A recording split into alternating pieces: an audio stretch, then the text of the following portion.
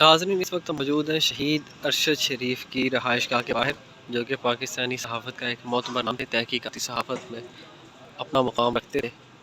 ان کے گھر کے باہر کے مناظر ہیں۔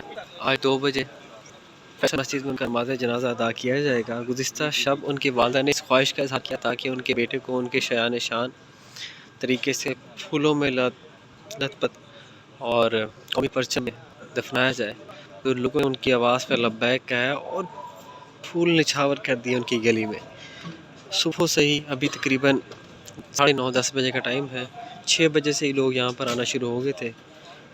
کوئی وزیرستان سے، کوئی فیصل آباد سے، کوئی ملتان سے، مختلف علاقوں سے لوگ یہاں پر آ رہے ہیں، اور ان کی یہی خواہش ہے کہ کسی نہ کسی طریقے سے شہید ارشد شریف کا آخری دیدار ہو سکے اور ان کو خراج تحسین اور خراج عقیدت پیش کر سکے۔